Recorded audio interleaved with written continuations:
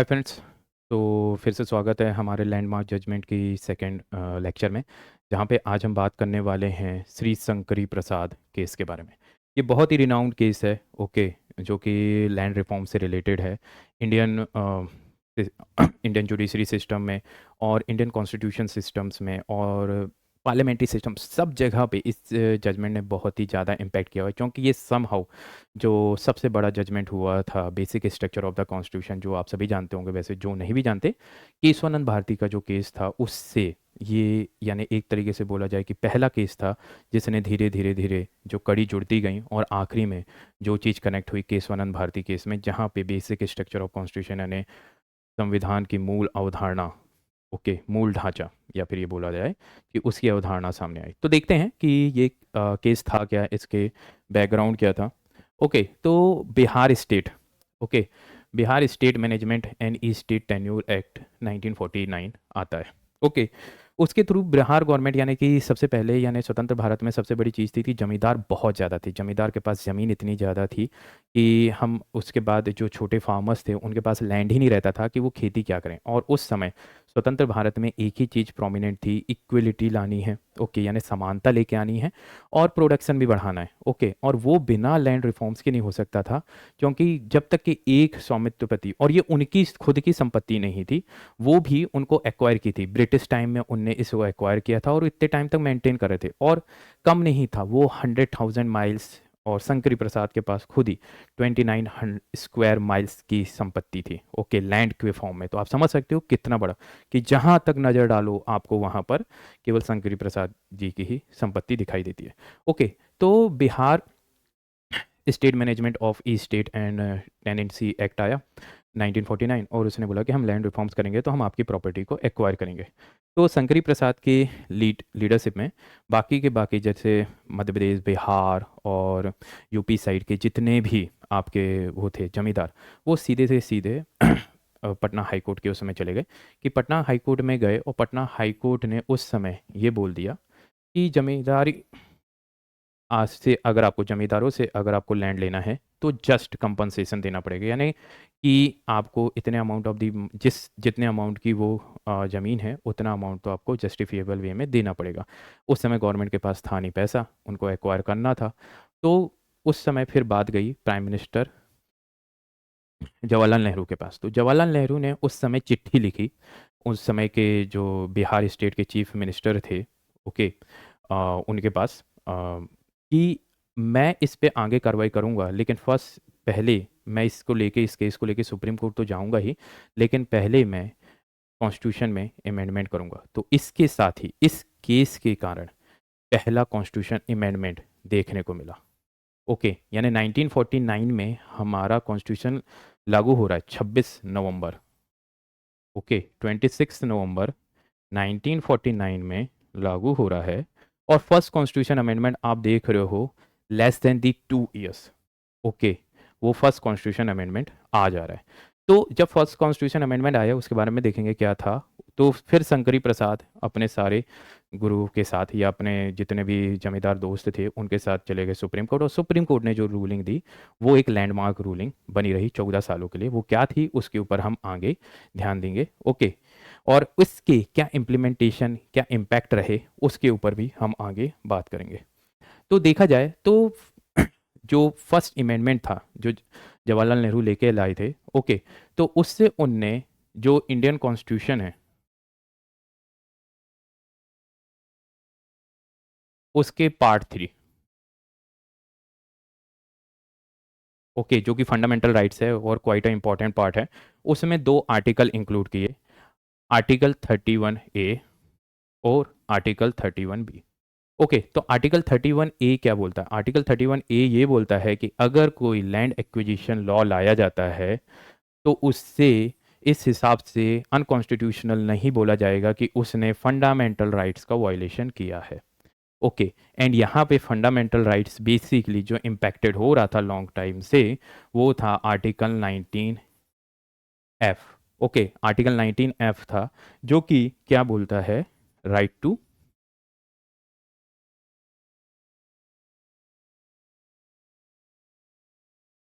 Property, okay. Article 19(5) यानी 1978 पे आते आते जब आपकी जनता पार्टी की गवर्नमेंट आई तो उनने इस आर्टिकल को हटा ही दिया फंडामेंटल राइट्स के एरिया से। लेकिन जब तक कि ये था तो ये फाइट बहुत ज़्यादा थी कि राइट टू प्रॉपर्टी एक फंडामेंटल राइट्स था और आप उसके अगेंस्ट नहीं कर सकते। लेकिन फिर आर्टिकल 31A लाके उनने सीधे ही बोल दिया कि लैंड एक्विजिशन अगर किया जा रहा है तो आप ये नहीं बोल सकते कि वो फंडामेंटल राइट्स का वॉयलेशन है। ओके, देन आर्टिकल 13(1)(b) से जो पार्ट लेके आए वो था 9th शेड्यूल। ओके, जो 9th शेड्यूल था उनने बोला कि अगर कोई लॉ बनाया जाता है लैंड रिफॉर्म से रिलेटेड और अगर उसको 9th शेड्यूल में डाल दिया जाता है, ओके, तो वो जुडिशियल रिव्यू नहीं कर सकते। लेटर पार्ट में यानी शुरुआत तक ये चीज़ कंटिन्यू रही। आगे हम जब बात करेंगे वामन राव केस की, जहाँ पर यानी जुडिशरी ने इस चीज़ को भी कर दिया कि judicial review is a fundamental parts of the basic structure of the constitution. Okay, यानी कि आप जुडिशियल 9th शेड्यूल का भी जुडिशियल रिव्यू किया जा सकता है। वो भी 1984 के टाइम पे किया, लेकिन 30 साल तक आराम से मौज रही, ठीक है, गवर्नमेंट की, क्योंकि ये ओके, तो ये दो जो थे, क्योंकि ओरिजिनल कॉन्स्टिट्यूशन में केवल 8 शेड्यूल थी। ओके, 9th शेड्यूल बस आप समझ रहे हो 2 साल हुए नहीं हैं और 9th शेड्यूल की ज़रूरत पड़ गई। ओके, तो एक तरीके से ये जो अमेंडमेंट था वो जमींदारों को चैलेंज कि आप लैंड रिफॉर्म्स अगर हम कर रहे हैं तो उसको प्रॉपर्टी राइट्स के आधार पर अनकॉन्स्टिट्यूशन नहीं कह सकते। ओके, तो हुआ क्या, शंकरी प्रसाद चले गए सुप्रीम कोर्ट। सुप्रीम कोर्ट ने बोला चलो 5 जज की बेंच बैठा देते हैं। अब यहाँ पे ये याद रखने वाली बात है कि जब भी 5 जजेस की बेंच बैठती है तो as per the article 145 sub section 3, okay, Indian constitution का आर्टिकल है 145 सब सेक्शन 3, जिसके तहत ये बोला जाता है कि कॉन्स्टिट्यूशनल बेंच में कम से कम 5 जजेस होने चाहिए सुप्रीम कोर्ट के। तो अगर सुप्रीम कोर्ट ने नहीं भी बोला है कि ये कॉन्स्टिट्यूशनल बेंच है, लेकिन अगर उस बेंच में 5 से ज़्यादा लोग हैं तो वो आपकी कॉन्स्टिट्यूशनल बेंच कहलाएगी और वो जो जजमेंट देगी उसको कॉन्स्टिट्यूशनल यानी एक इंटरप्रिटेशन माना जाएगा। और अगर उस बेंच के जजमेंट को आपको ओवर रूल्ड करना है या फिर ख़त्म करना है तो आपको उससे बड़ी बेंच बैठालनी पड़ेगी। यानी अगर 5 हैं तो 6 रख दो, अगर 11 थे तो 13 रख दो, इस तरीके से आपको करनी पड़ेगी। तो उस समय की ये कॉन्स्टिट्यूशन बेंच थी, इसलिए लैंडमार्क जजमेंट भी हो गया। तो मेन आर्गूमेंट शंकरी प्रसाद ने बोला, शंकरी प्रसाद अपने लॉयर के साथ गए थे, तो शंकरी प्रसाद ने बोला कि पहली बात तो ये पार्लियामेंट ही नहीं है, ये प्रोविजनल पार्लियामेंट है, क्योंकि उस समय कॉन्स्टिट्यूशनल असेंबली के बाद की वो थी वही कर रही थी। और उस समय क्योंकि पहला जो इलेक्शन हुआ था इंडिया में वो 17 अप्रैल 1952 में हुआ था। तो जब आपका जो फर्स्ट यानी इलेक्शन ही 17 अप्रैल 1952 में हुआ था और उसके बाद आपकी फर्स्ट यानी डेमोक्रेटिक पार्लियामेंट बना था, तो ये जो पार्लियामेंट है वो यानी प्रोविजनल है और ये कॉन्स्टिट्यूशन अमेंडमेंट कैसे कर सकती है, ये इनने सीधे बोल दिया। Then first amendment violate the article 13(2). तो यहाँ पर हम उन्हें ये सीधे बोल दिया कि आर्टिकल 13(2) का वायलेशन करती है। अब आर्टिकल 13(2) बोलता क्या, आर्टिकल 13 तो मेजरली अगर देखा जाए तो आर्टिकल 13(1) ये बोलता है कि अगर कोई लॉ बिफोर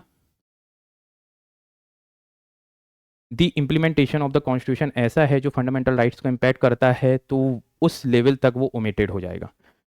फिर 13(2) ये बोलता है कि अगर कोई law after implementation of the constitution, अगर ऐसा कोई लॉ पार्लियामेंट बनाती है जो कि फंडामेंटल राइट्स को इम्पैक्ट करता है तो जिस लेवल तक वो फंडामेंटल राइट्स को इफेक्टेड करता है तो उस लेवल तक वो जो लॉ बनाया गया पार्लियामेंट के द्वारा वो ओमिटेड हो जाएगा, यानी वो इम्प्लीमेंट नहीं होगा।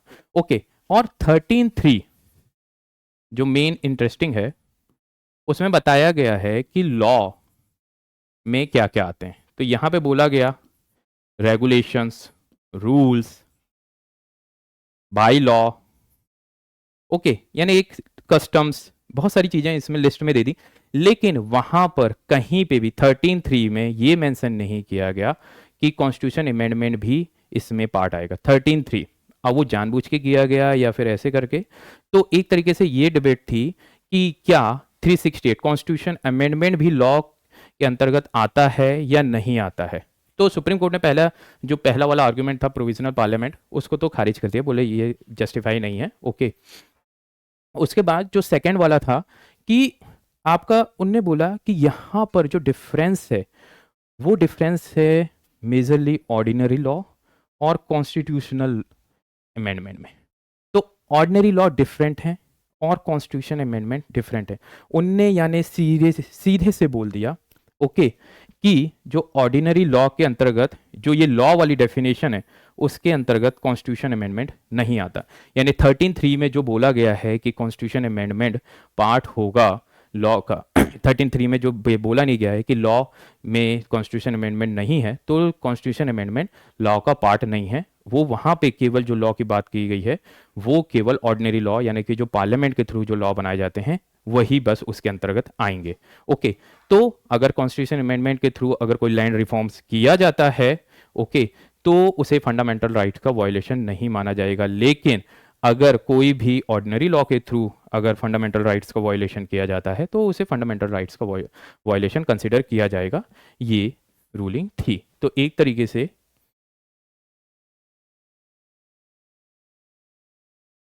उनने सीधे से ये बोल दिया जो आर्टिकल 13 है और आर्टिकल 368 जो कि कॉन्स्टिट्यूशन अमेंडमेंट से रिलेटेड है, ठीक है, और जो डिफाइन करता है लॉ को, वो दोनों अलग अलग हैं।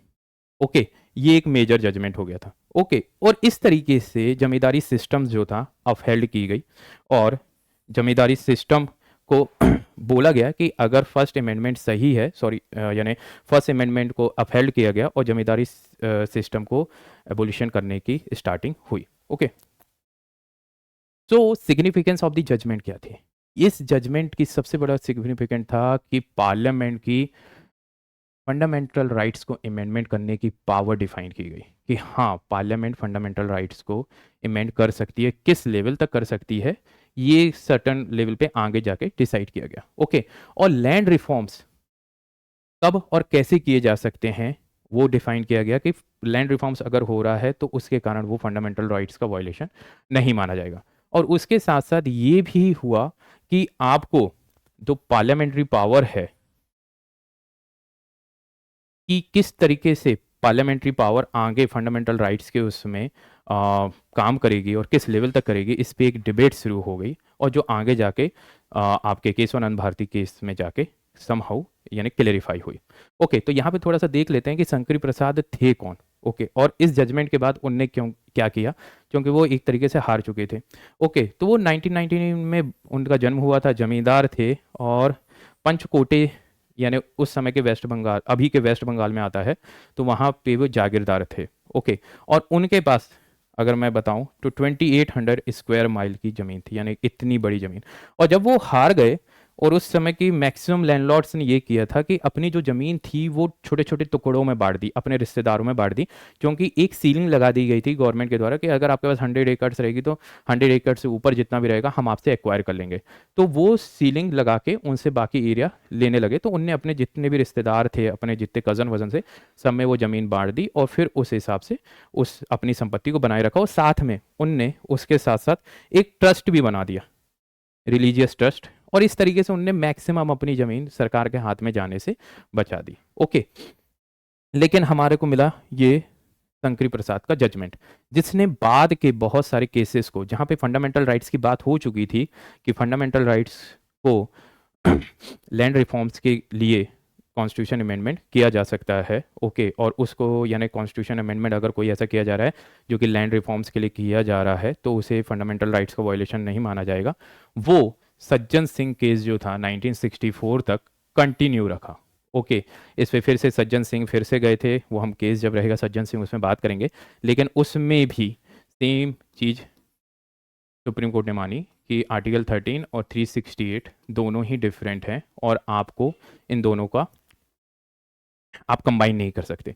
ओके, लेकिन गोलकनाथ केस जो हुआ 1967, ओके, वो एक इंटरेस्टिंग केस हुआ क्योंकि उस समय गवर्नमेंट थोड़ी सी कमज़ोर थी, सेंट्रल गवर्नमेंट, और सुप्रीम कोर्ट थोड़ा पावर में थे, तो उनने सीधे बोल दिया कि नहीं, ये आर्टिकल 13 है और 368 इसके अंदर ही आता है। मतलब कि जो आपका लॉ है उसका एक पार्ट है आर्टिकल 368, यानी जो 13(3) में लॉ डिफाइन नहीं गया है लेकिन ये एक लॉ ही माना जाएगा, क्योंकि एक तरीके से पार्लियामेंट में पास होता है और उसके बाद इंप्लीमेंट होता है इस तरीके से, तो जजेस के ऊपर है। तो उस समय इनने बोला कि नहीं, आप शंकरी प्रसाद के केस को रूल उनने बोला कि नहीं मान सकते और फंडामेंटल राइट्स को इम्प्लीमेंट आप अमेंड नहीं कर सकते। ओके, तब लेके आई थी इंदिरा गांधी 24 कॉन्स्टिट्यूशन अमेंडमेंट, और उनने मेजर चेंज कर दिया था कि हम कुछ भी चेंज कर सकते हैं। और इसके रिप्लाई में जो केशवानंद भारती केस आया, जिसमें ये आया basic structure of the constitution, जब हम केशवानंद भारती केस पढ़ेंगे तब उस पर और भी अच्छे से कर लेंगे। ओके, तो उसमें केशवानंद भारती केस आया जिसमें हमने बात करी कि उसमें सुप्रीम कोर्ट लेके आया कि बेसिक स्ट्रक्चर ऑफ कॉन्स्टिट्यूशन है, यानी कि बेसिक स्ट्रक्चर ऑफ कॉन्स्टिट्यूशन में आपको ये बता दूं कि हर एक घर के एक फाउंडेशन वैल्यू रहती है, या हर एक रिलीजन्स की एक फाउंडेशन वैल्यूज रहती है, आप उसको चेंज नहीं कर सकते। ओके, तो उस चीज़ को ही बोला गया कि जो फाउंडेशनल वैल्यूज़ हैं वो चीज़ें आप चेंज नहीं कर सकते, और वो फाउंडेशनल वैल्यूज़ कौन डिसाइड करेगा? Supreme court. कब डिसाइड करेगा? टाइम टू टाइम में। वो अभी तक आज तक भी डिफाइन करते हैं। ओके, तो बेसिक स्ट्रक्चर ऑफ कॉन्स्टिट्यूशन आ गया और उससे इन्हें एक लिमिट कर दी, इमेंड कर सकते हैं लेकिन एक लिमिट तक उस समय। ओके, एंड देन आखिरी में जनता गवर्नमेंट आई, उनने बोला इतने साल से आप लोग 1973 तक, यानी कि स्वतंत्र होने के आप लगभग 25 साल तक आप केवल एक फंडामेंटल राइट्स के कारण ही इतना बड़ा झमेला करके रखे हुए थे। उनने सीधे से जो 44 कॉन्स्टिट्यूशन अमेंडमेंट किया 1978 में, और फंडामेंटल राइट्स से हटाकर इसको लीगल राइट 300A में शिफ्ट कर दिया, और ये बेकम बन गया लीगल राइट्स की कोई मैटर ही नहीं है, अब वो फंडामेंटल राइट्स का पार्ट ही नहीं है, तो हम क्यों ही लोड लें। ओके, तो ये चीज़ इनने वहीं पे ख़त्म कर दी। लेकिन इस जजमेंट से जो चीज़ सबसे बड़ी बात हुई, ठीक, कि जो जमींदारी थी उस समय, यानी स्वतंत्र भारत में भी फ्यूडल सिस्टम था, यानी कि लैंड जिनके पास है, जमींदार एक तरीके से फ्यूडल सिस्टम यानी सामंतवाद को बढ़ावा देते थे। तो इस जजमेंट ने एक तरीके से फ्यूडल सिस्टम को कम किया, और पावर इस फ्यूडल सिस्टम से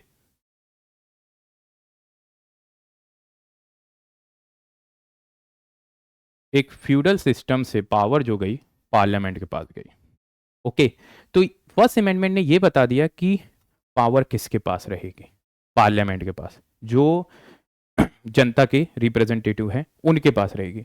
okay, and then future legal battle जो राइट्स और उससे कॉन्स्टिट्यूशन अमेंडमेंट से रिलेटेड है वो तो एक कंटिन्यू रही, जिसमें at the end of the time दोनों के बीच में सामंजस्य लाके सुप्रीम कोर्ट ने basic structure of the constitution लेके आया। इसमें एक चीज़ और रही, struggle between two the judiciary and the executive भी देखने मिलता है इस long tenure of the time में। जैसे कि अगर हम शंकरी प्रसाद के केस में देखेंगे, ओके, शंकर प्रसाद के केस में 1964 तक जब तक कि यानी आपकी सेंट्रल गवर्नमेंट पावर में थी, हाई स्ट्रॉन्ग पावर में थी, तब तक Supreme Court somehow accept कर रहा था उनकी जो जो बातें थी। लेकिन जैसे ही आपका अगर आप देखते हैं 1967 के टाइम पे अनसर्टेनिटी थी, सेंट्रल गवर्नमेंट में उतनी पावरफुल गवर्नमेंट नहीं थी, तो सुप्रीम कोर्ट ने अपने पावर को ज़्यादा इम्पोज किया और अपने जजमेंट को इम्प्लीमेंट करना शुरू किया। वो उस समय जब जजमेंट की बात करेंगे तो और डिटेल में करेंगे, तो एक तरीके से एक the power balance between the judiciary and the parliament और एग्जीक्यूटिव एक और शुरू हुई। ओके, तो एक बैटल थी यहाँ पे जो चल रही थी, एक जो यहाँ से पावर और सेपरेशन ऑफ पावर की जो एक अंडरस्टैंडिंग थी वो इन दोनों के बीच में चल रही थी। ओके, और इसने एक और काम किया जो सोशल और इकोनॉमिकल इक्वलिटी थी, क्योंकि लैंड कम हुआ तो सबके पास जो फार्मर्स थे उनके पास लैंड गया। ओके, और उनके पास प्रोडक्शन की कैपेसिटी इंक्रीज हुई और उनकी आर्थिक स्थिति, हाँ ये है कि पूरे तरीके से इंप्लीमेंट नहीं हो सका, लेकिन जितना इंप्लीमेंट हुआ वो मच बेटर वे में उसने एक गुड रिजल्ट यहाँ पे दिखाया। तो कंपेरेटिवली एक एग्रीकल्चर वे में और एक इकोनॉमिकल वे में गवर्नमेंट ने अपने डीपीएसपी या बोलें कि राज्य के नीति निर्देशक तत्व को इम्प्लीमेंट करने में अपना स्टार्टिंग स्टेप लिया था इस समय के उसमें। So thanks for watching. अगर आपको वीडियो अच्छा लगा हो तो please like share and subscribe. Thank you.